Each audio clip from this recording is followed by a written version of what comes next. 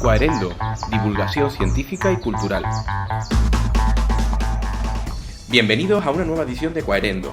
Estamos encantados de seguir aquí de nuevo en nuestra segunda emisión para pasar un rato entretenido con la ciencia y la cultura. ¡Empezamos! Hoy vamos a arrancar nuestra sección hablando con nuestro compañero Guido, que se ha clasificado para la final de FameLab. Si la semana pasada les comentábamos que estaba en la semifinal y que iba a hacer su actuación, pues tenemos buenas noticias, ¿verdad, Guido? Pues sí, muy buena. Nos alegramos un montón por ti y lo que sobre todo queremos hacer hoy es comentar un poquito qué ha sido lo que te ha llevado a la final, tu monólogo. Pues bueno, la verdad que la experiencia ha sido genial y sí, quería aprovechar pues este pequeño espacio para explicar qué es lo que hay escondido detrás del monólogo, porque para todos aquellos a los que hayan visto el monólogo verán que es como muy interpretativo, lo hago muy divulgativo, pero como verán ahora hay mucha ciencia detrás y muy actual. Muy interesante, de hecho, es en lo que estoy trabajando ahora.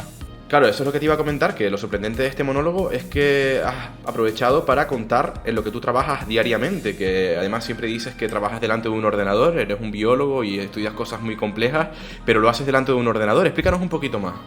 Sí, esto es un poco como lo que hace Sheldon de Big Bang Theory, que está todo el día, hay una escena muy famosa en la que está mirando la pizarra sin hacer nada y él afirma que está trabajando. Pues básicamente es eso. Solamente que en lugar de hacerlo con física de partículas, yo lo hago con biología, con enfermedades sobre todo. Básicamente consiste en simular lo que ocurriría en una persona, pero en un ordenador. Y por eso estoy todo el día delante de un ordenador.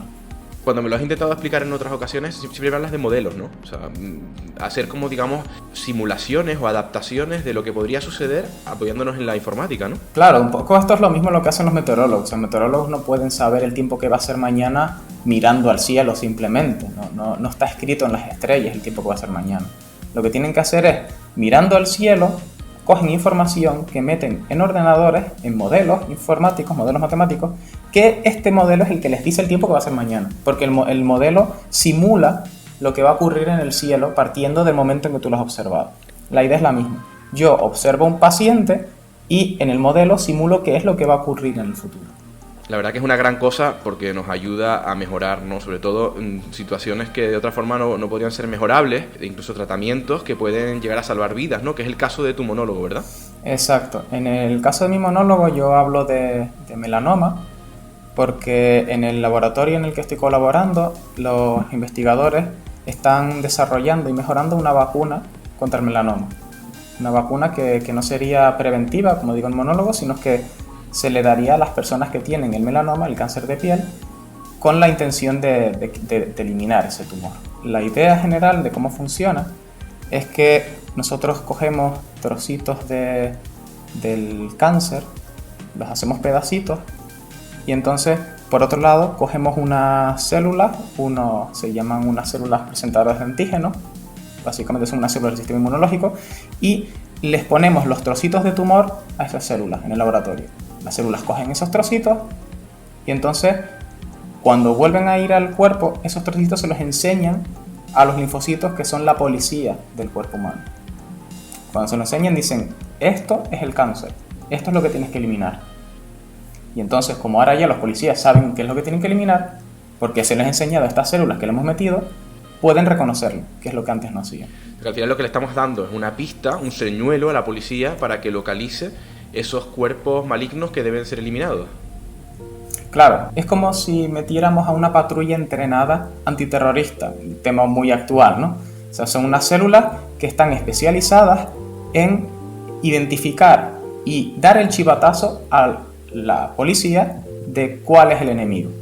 Esas son las células que nosotros metemos, pero las metemos entrenadas, las metemos dándoles ya partes del tumor que pueden reconocer. Porque esto en el organismo, en el caso del melanoma, no ocurre lo suficientemente bien y por eso el melanoma es tan agresivo. Por lo cual nosotros en el laboratorio mejoramos ese proceso.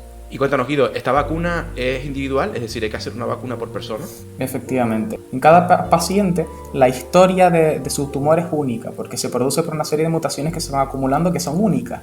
Entonces lo que se hace se llama un genotipado, o sea, se determina cuál es la secuencia de ADN completa del tumor de la persona. Y se buscan a ver cuáles son las mutaciones específicas de esa persona. cuando se tienen esas mutaciones, que solamente existen además en el tumor y no en ninguna otra célula del cuerpo, se cogen esos trocitos de tumor con la mutación y se les da a las células. De tal manera de que esos trocitos serán únicos del tumor. Y entonces estaremos facilitando que los linfocitos, que son la policía, reconozcan solamente al tumor a través de estas mutaciones únicas. Por eso tiene que ser personalizado. Pues les animo a todos a que miren el monólogo, entren a Quaerendo, a las redes sociales de Quaerendo, y tanto en el Facebook como en el Twitter como en el YouTube. Ahí tenemos colgado el vídeo del monólogo de Guido para que vean cómo lo representa. Pero cuéntanos un poquito, anticípanos, Guido, cómo convertimos esta idea en humor en el monólogo de FameLab. Sí, la verdad que inicialmente era bastante complicado porque aquí ocurren muchísimas cosas, es mucho más complicado, intervienen muchísimas células. Yo quise resumirlo de una manera muy sencilla porque inicialmente, ¿cómo es posible que teniendo un sistema inmunológico tan increíble como tenemos, las células del melanoma cancerígenas puedan escapar a él? Pues esa es la pregunta que yo quería plantear en el monólogo. Entonces, inicialmente lo que hacen estas células es pues esconden todas las marcas que tienen que le hacen pensar al sistema inmunológico que son tumorales, todas esas, digamos, etiquetas de cáncer que tienen las esconden inicialmente. Y eso lo representa. Se camuflan, como cualquier totalmente. Ladrón que se va a escapar, ¿verdad? Efectivamente, o sea, si por ejemplo en las noticias dice un ladrón tiene el pelo rubio y gafas, pues inmediatamente se quitan las gafas y se tiñen el pelo. Eso es lo que hacen las células cancerígenas. Y por eso evitan inicialmente a las policías, por eso pueden evitarlo, y esto es lo que inicialmente representa el monólogo. Pero resulta que hay otras células, se llaman natural killer, que tienen la estrategia inversa. Todas las células tienen que tener, digamos, como un carnet de identidad, como el DNI que tenemos tener nosotros. Si tú no tienes tu DNI encima, esas células te crujen, porque tú tienes que ir con tu DNI. Pero claro, ¿qué pasa? Que estas células, las células cancerígenas, tuvieron que quitarse su DNI, porque en el DNI también aparece célula cancerígena, está escrito. Entonces tuvieron que el DNI ese tuvieron que eliminarlo, porque muestra que son células cancerígenas. Por lo cual, al haber quitado su DNI, haber tirado su DNI, porque les expone a ser identificadas, están expuestas a estas otras células que les van a pedir el DNI. Y al no tenerlo, corren peligro. Entonces, ante esta situación, lo que hacen es activar mecanismos de evasión, que son bastante complejos. Hay mecanismos de evasión que consisten en, por ejemplo, liberar unas sustancias químicas que confunden al sistema inmunológico o crear barreras físicas que impiden que las células atraviesen al interior del tumor. Muy diversos mecanismos de evasión que permiten que estas células no accedan o no puedan reconocer a las células tumorales. Sí, realmente se libra una batalla en nuestro interior, nuestro organismo libra una batalla y hay diferentes agentes que forman parte de esa batalla y Guido sobre el escenario de FameLab lo representa cambiándose los sombreros y poniéndose en la piel de los diferentes agentes que libran esa batalla. Así que no se lo pueden perder, hemos visto un poquito cómo funciona esto. Guido, ¿quieres hacer alguna conclusión del monólogo? ¿Cuál es la conclusión final del monólogo? Bueno, pues la conclusión final es que todavía queda mucho trabajo, porque como dije, esta vacuna que se está mejorando todavía no es definitiva, es una vacuna que hay que mejorar muchísimo porque el tumor también, digamos, va mejorando a menudo que lo hacemos nosotros, ¿no? Con nuevas mutaciones. Entonces la conclusión es que hace falta una atención constante en apoyo a la ciencia para que iniciativas como estas puedan continuar y mejorar de cara a que en un futuro podamos decir que podemos tener una vacuna que pueda curar a las personas con melanoma sin ningún problema. Sí, claro, porque estamos en la senda de la búsqueda de la solución y estamos visualizando ciertas alternativas, pero si no hay apoyo, pues todas estas alternativas se desvanecen y luego volver a ponernos en esta situación va a costar mucho más trabajo que si simplemente continuamos desde este punto en el que estamos ahora. Correcto, esa es la conclusión. Guido, te damos muchas gracias por habernos aclarado un poquito más lo que había detrás de tu monólogo, la ciencia que hay detrás de tu monólogo y nos hablamos la siguiente semana. Muy bien, aquí estaremos. Hasta luego. Chao. Quaerendo. El que busca, encuentra. La postal. En este espacio de radio hablaremos sobre algún tema del panorama cultural. Serán postales que nos traerá nuestra compañera Goretti Rosales. Y hoy empezaremos hablando del teatro. Esa es la postal que nos trajo hoy, ¿no, Goretti? Pues sí, porque además de parecerme apasionante, resulta que ayer, 27 de marzo, se celebró el Día Mundial del Teatro. ¿Y por qué precisamente este día? Pues así lo decidió en 1961 el Instituto Internacional del Teatro, el ITI. Y para celebrar este Día del Teatro, me imagino que habrá programadas actividades relacionadas con el teatro en las diferentes ciudades y algún otro tipo de iniciativas, ¿no? Sí, y además todos los años el ITI invita a algún personaje relevante del panorama cultural a elaborar un manifiesto para este Día Mundial del Teatro. Arthur Miller, Pablo Neruda o Antonio Gala son algunos de los que han escrito este manifiesto. Este año el encargado ha sido el ruso Anatoly Vasiliev, un director de teatro que ha sido galardonado en multitud de ocasiones. ¿Y este año en qué ha consistido el manifiesto? ¿Nos lo podría resumir? Bueno, pues Vasiliev afirma que el teatro nos lo puede decir todo.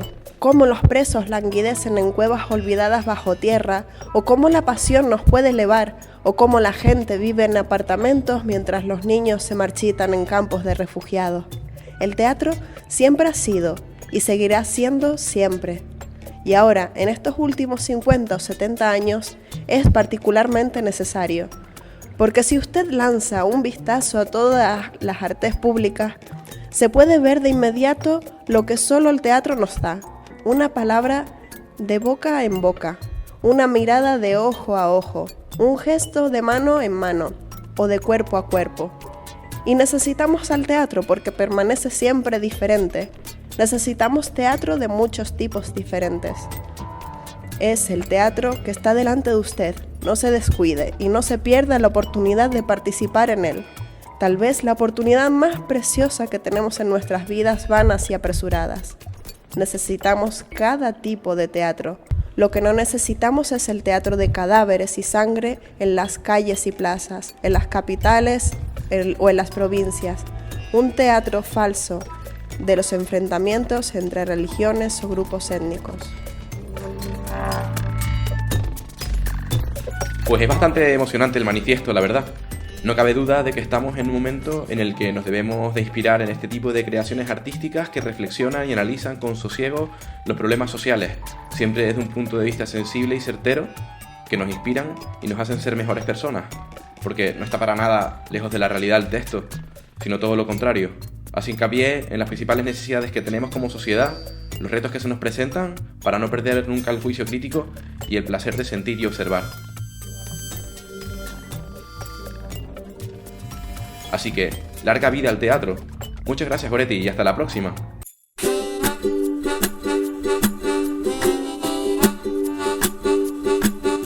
Síguenos en las redes quaerendo.org.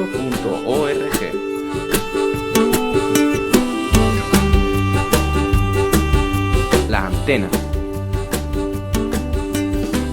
Pues en la sección de hoy de la antena hemos venido hasta la Facultad de Ciencias, la sección de Matemáticas de la Universidad de La Laguna, para hablar con Edith Padrón, profesora de esta sección de Matemáticas, que ha llevado a cabo una iniciativa llamada Un Fisquito de Matemáticas y que popularmente ya el alumnado conoce como el Fisquito. Hola, Edith. Hola, ¿qué tal, Eduardo? Pues cuéntanos un poquito cómo surge toda esta iniciativa del Fisquito y en qué consiste. Bueno, pues a principios de este curso pensamos en organizar alguna cosa un poco que fuera divertida en la facultad. Y bueno, a mí me gustan mucho dos cosas. Uno es el TED y otro son los monólogos. Pero los dos tenían un inconveniente para traerlos como actividad en la facultad. El TED porque normalmente pues, suelen ser un poco largos. Y el monólogo porque no todo el mundo se atreve a hacer un monólogo. Y entonces ideamos unos pequeños microrelatos que se hacían cada jueves en la hora de descanso de los estudiantes de matemáticas. En principio iba dirigidos hacia ellos. Y involucramos en esa historia a una serie de profesores jóvenes de la facultad. Fue muy fácil convencerlos porque decirles que solamente tienen que hacer una charla de 10 minutos, pues se sienten muy felices y contentos. 10 minutos ni más ni menos. 10 no, 10 minutos exactos. Hay un reloj, digamos que es la regla de oro del Fisquito, y es que hay un reloj en la sala, que el que da la microcharla, el que da el Fisquito, lo está viendo y a los 10 minutos suena una alarma como de evacuación y los alumnos ya saben que a los 10 minutos se aplaude, se le agradece al fisquitero, que es como los llamamos, su charla y se va porque tiene clase a continuación, ¿no? Me consta que así es, porque en una de las veces que vine a ver Fisquitos, bueno, pues pasó así. Edith está con su iPad y pone este cronómetro cuenta atrás, y el que presenta, el fisquitero, sabe en todo momento que no puede excederse, con lo cual es un gran aliciente porque justo ocupa el espacio de descanso y no más. Es decir, la gente va con el conocimiento de que va a poder salir a esa hora, ¿no? Y eso es un aliciente, ¿verdad? Sí, y además la gente ya sabe un poco cuál es la filosofía. La filosofía no consiste en contar. Los científicos tenemos siempre la idea de contar muchas cosas en poquito tiempo. No se trata de eso. Se trata de buscar una idea que tratamos de transmitir, pues con dos cosas importantes. Uno es con la curiosidad, que es una cosa muy importante para la ciencia, y por otro lado también es importante la emoción.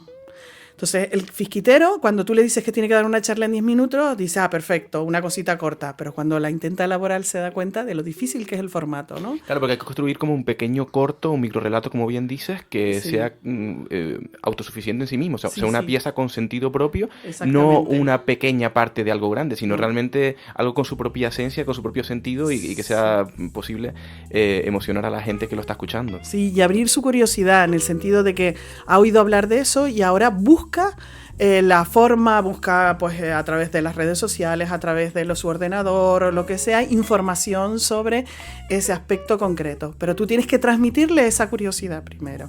Abrir la puerta a la curiosidad, muy interesante. Y, por ejemplo, ¿puedes contarnos qué temas se han tratado? Bueno, pues mira, han tratado temas muy variados, ¿no? Bueno, yo empecé con una serie de objetos matemáticos que son un poco curiosos, que es transformar una cinta en una sola cinta de una sola cara, pero después se trataron cosas relacionadas con teoría de juegos, se han tratado cuestiones relacionadas con teorías de grafos, o por ejemplo con cuestiones ecológicas también, porque los matemáticos muchas veces tenemos la información o sabemos determinar la información en unas pequeñas latitas en las que metemos los refrescos, de qué tamaño hay que hacer la latita, de qué forma hay que hacerla, para evitar que luego lo que sobre, la lata que sobre, pues ocupe lo menos posible, ¿vale? O sea, lógica matemática para mejorar la calidad de vida y la ecología, ¿no? Claro, y más cosas, porque a lo mejor sobre el razonamiento, cómo a veces nos pueden inducir. El señor rector dio una charla cuyo, digamos, parte última venía a decir hay que tener cuidado porque cuando estamos informando o preguntando sobre un problema, de alguna manera podemos estar induciendo las respuestas y no se nos ocurren nuevas respuestas que son posibles, ¿no? Claro, la apertura constante, ¿no? A nuevos interrogantes y nuevas posibilidades. Exactamente. El que siempre te estés preguntando cosas, muchas veces un fisquito puede ser simplemente eso, una pregunta sobre la que luego nosotros decimos, pues a esta pregunta ha dado solución o ha propuesto una posible solución o este problema está abierto y todavía puede ser investigado.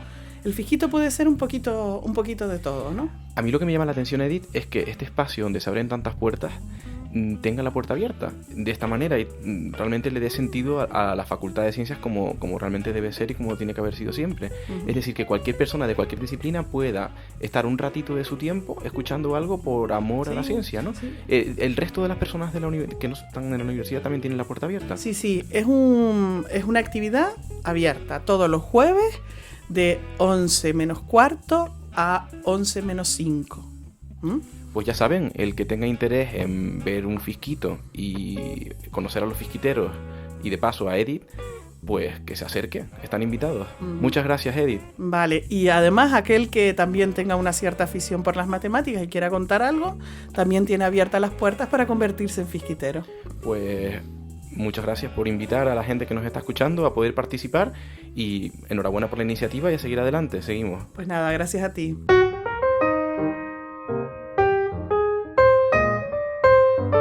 Pues la segunda edición de Cuarendo ha llegado a su fin, así que nos despedimos, no sin antes comentar una frase del matemático y filósofo británico Bertrand Russell, Premio Nobel de Literatura en 1950, ya que hemos venido hablando de matemáticas durante la emisión, y la frase dice: conquistar el miedo es el comienzo de la riqueza. Y con esta reflexión Nos despedimos hasta la próxima. Hasta luego.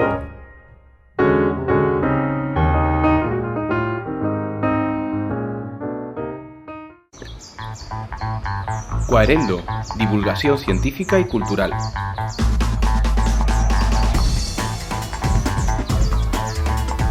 Síguenos en las redes quaerendo.org.